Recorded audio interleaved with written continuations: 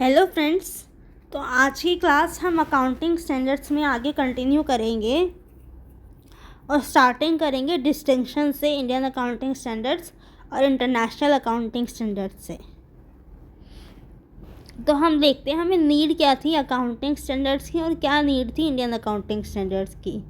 जब business locally level पर किया जाता है, एक कंट्री के अंदर किया जाता है और ज़्यादा वाइड स्प्रेड नहीं होता है, ज़्यादा फैला हुआ नहीं होता है, इतना कॉम्प्लिकेटेड नहीं होता है, तो अकाउंटिंग स्टैंडर्ड्स का यूज़ करना सही माना जाता है।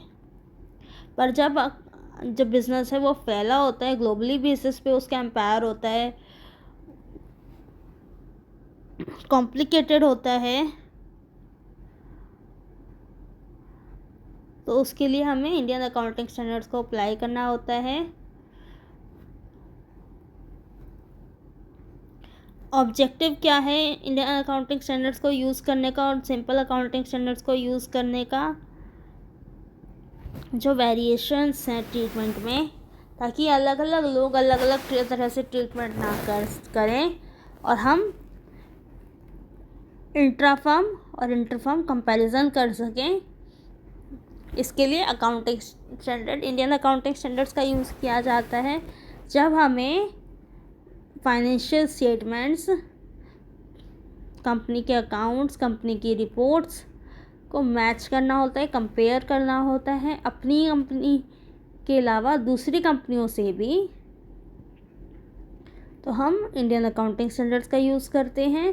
पर जब हमें सिर्फ अपनी कंपनी के रिकॉर्ड्स को चेक करना होता है, रिकॉर्ड्स को देखना होता है, समझना होता है, तो हम अकाउंटिंग स्टैंडर्ड्स का यूज़ करते हैं।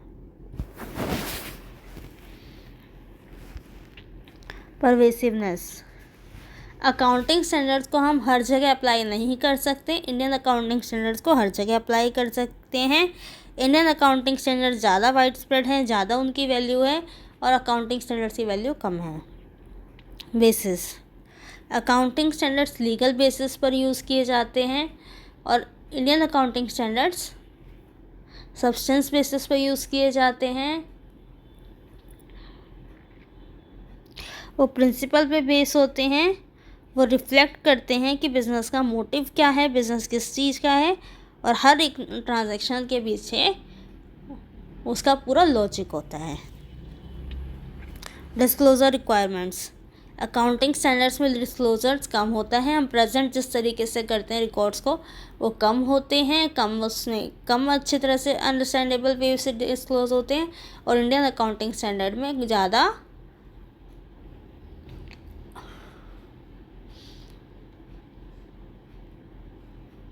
ज़्यादा फेयर व्यू में और ज़्यादा लॉजिकली वे में, ज़्यादा सिस्टमेटिक रूप में ज़्यादा आइटम प्रेजेंट किए जाते हैं, डिस्क्लोज किए जाते हैं। इसके बाद हम ये लिस्ट देखते हैं। Indian accounting standard 1, presentation of financial statements. Indian accounting standard 2, inventories. Indian accounting standard 7, statement of cash flows. Indian Accounting Standard 8, Accounting Policies, Changes in Accounting Estimates and Errors. Indian Accounting Standard 10, Events after the Reporting Period. Indian Accounting Standard 11, Construction Contracts. Indian Accounting Standard 12, Income Taxes. Indian Accounting Standard Property, Plant and Equipment. Indian Accounting Standard 17, Leases. Indian Accounting Standard 18, Revenue. Indian Accounting Standard 19, Employee Benefits. Indian Accounting Standard 20, Accounting for Government Grants and Disclosure of Government Assistance. Indian Accounting Standard 21, the effect of changes in foreign exchange rate. Indian Accounting Standard 23, borrowing cost. Indian Accounting Standard 24, related party disclosures. Indian Accounting Standard 27, consolidated and separate financial statements. Indian Accounting Standard 28, investment in associates. Indian Accounting Standard 29, financial reporting in hyperinflationary economies. Indian Accounting Standard 31, interest in joint venture. Indian Accounting Standard 32, financial instruments presentation. Indian Accounting Standard 33, earning per share. Indian Accounting Standard 34, interim financial reporting. Indian Accounting Standard 36, impairment of assets. Indian Accounting Standard 37,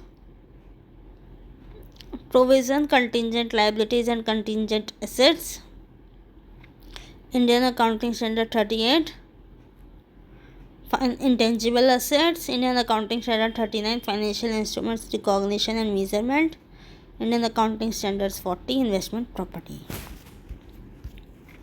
अब हम business income के बारे में पढ़ेंगे। तो हमारे पास दो term आते हैं, रेवेन्यू और इनकम। हमने जब एक सेल प्रोसीड करी, कुछ सामान बेचा, हमने 50,000 में किसी सामान को बेचा, तो वो जब 50,000 हमें मिलेंगे तो वो हमारा पूरा का पूरा रेवेन्यू कहलाएगा, रिसिप्ट ऑफ कैश कहलाएगा। लेकिन जब हम देखेंगे कि हमें रेवेन्यू अर्न कितना हुआ या इनकम कितनी हुई, तो वो कितनी हुई। अगर हमारी कॉस्ट 40,000 की थी तो हमारा रेवेन्यू 50,000 का होगा, एक्सपेंस या कॉस्ट 40,000 की होगी और 10,000 की हमारी रेवेन्यू अर्न या इनकम होगी।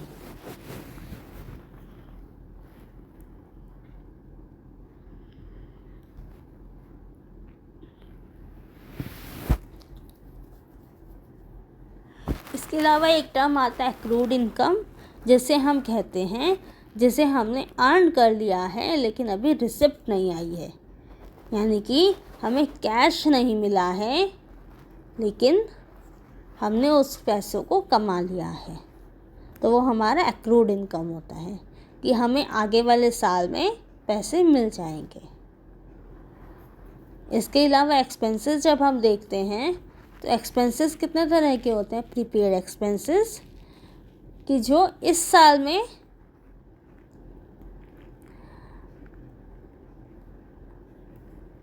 हमारी कॉस्ट इनकर्ड नहीं हुई है, एक्सपेंस इनकर्ड नहीं हुआ है, लेकिन हमने पेमेंट कर दी है, हमने प्रीपेड पहले ही पेमेंट कर दी है, तो वो हमारा प्रीपेड एक्सपेंस।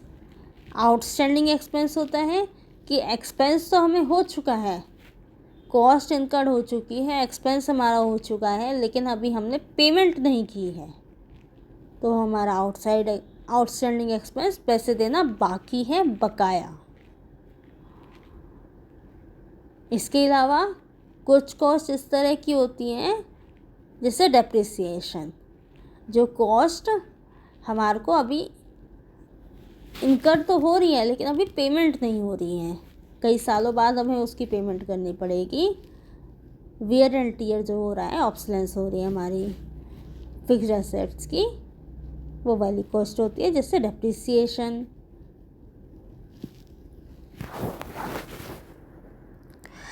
हमारी डायरेक्ट कॉस्ट होती है जो हमारे में प्रोडक्शन में लगती है, और इनडायरेक्ट कॉस्ट होती है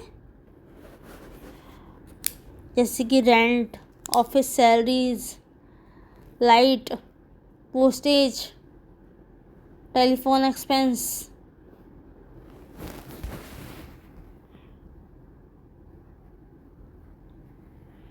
इसके बारे में हम देखेंगे हमें बिजनेस एक्सपेंस इनकम को हम क्यों मेज़र करते हैं, क्योंकि ये हमें एक गाइड प्रोवाइड करता है फ्यूचर इन्वेस्टमेंट का। जो हमारे इन्वेस्टर्स होते हैं वो हमारी इनकम को देखते हैं, ये देखने के लिए कि इस ऑर्गेनाइजेशन में अगर हम इन्वेस्ट करते हैं तो फ्यूचर ग्रोथ का कितना स्कोप है, फ्यूचर में हम कितनी अर्निंग कमा सकते हैं। As a tax basis, income tax act के अकॉर्डिंग हम अपनी इनकम को सिंप्लीफाई करते हैं, निकालते हैं, ताकि हमें पता चल सके या इनकम टैक्स अथॉरिटीज़ को पता चल सके कितना टैक्स लगाना है और हमें पता चले कितनी इनकम हमारी टैक्सेबल है। As a guide to dividend policy, ये कैलकुलेट करने के लिए, वैल्यूएट करने के लिए कि कितना डिविडेंड दिया जाना है, कितनी इनकम को रिटेन किया जाना है, कितनी इनकम से क्रेडिटर्स को पेमेंट की जानी है और कितना आगे डिविडेंड्स में बांटा जाएगा, या कितना क्रेडिटर्स को इंटरेस्ट वगैरह के रूप में चला जाएगा, डिबेंचर होल्डर्स को डिबेंचर्स में इंटरेस्ट की तरह से चला जाएगा, as an indicator of managerial efficiency, जब मैनेजर को पता होगा कहाँ इन्वेस्टमेंट करनी है, कितनी हमारे पास इनकम है, और फिर ही वो एस्टिमेशन लगा पाएगा कि उसका किस तरह से कहाँ कितनी इन्वेस्ट करनी है, उस इनकम का कितना प्रोपोर्शन कहाँ लगाना है। As a revenue as a measure of overall efficiency and creditworthiness, हम कोई भी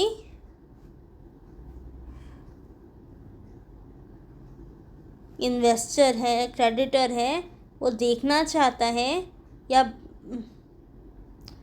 बैंक है वो किसी भी कंपनी को देखता है कि उसकी क्रेडिट वर्दीनेस कितनी है लोन देने से पहले या इन्वेस्ट करने से पहले, कि वो हमारे ड्यूज टाइम पे पेमेंट कर भी पाएगा या नहीं। तो इस चीज़ों के लिए, या उसकी इनकम जितनी जनरेट हो रही है पास्ट ईयर के मुताबिक, वो इतनी है कि वो हमारे ड्यूज़, हमारे को अर्निंग्स दे पाएगा या नहीं। अप्रोचेस फॉर मेजरिंग इनकम, हम इनकम को किन किन तरह से मेज़र करते हैं, तो हम 3 तरीके से मेज़र करते हैं। फर्स्ट, ट्रांजैक्शन अप्रोच, जिसे हम ऑपरेशन अप्रोच भी कह देते हैं, जिसमें हम सिंपली कैलकुलेट करते हैं कितनी रेवेन्यू आया, कितना एक्सपेंस हुआ, और दोनों में माइनस करके इनकम को निकाल लेते हैं। नेक्स्ट, द बैलेंस शीट और वैल्यू एडेड अप्रोच, जिसमें हम देखते हैं पास्ट ईयर का हमारा कैपिटल कितना था और इस साल की,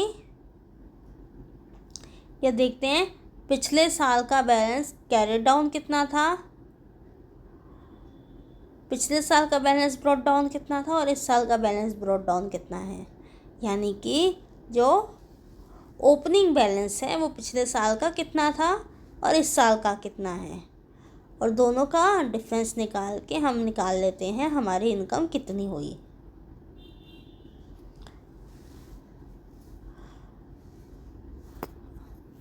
उसके अलावा हम देखते हैं रियलाइजेशन कॉन्सेप्ट, जिसमें हम देखते हैं कितना हमने अर्न किया और कितना हमें मिला।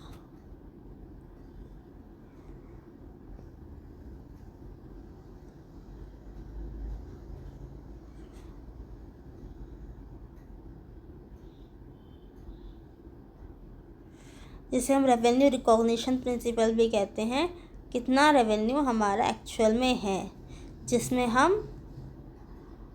हमें ओरिजिनल रेवेन्यू प्लस में एक्रूड इनकम को मिला के अपनी इनकम देखते हैं। Thank you guys for today class. I think आपको आज की क्लास अच्छी लगी होगी, कुछ जानने को मिला होगा। इस वीडियो से आपकी कुछ ना कुछ हेल्प ज़रूर होगी।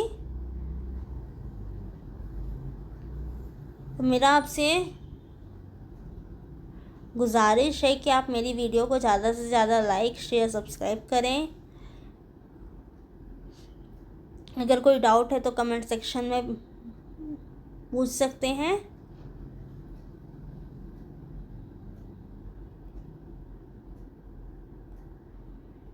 ऊपर बने बेल आइकन को दबाएं और प्लीज़ मुझे सपोर्ट करें। Thank you.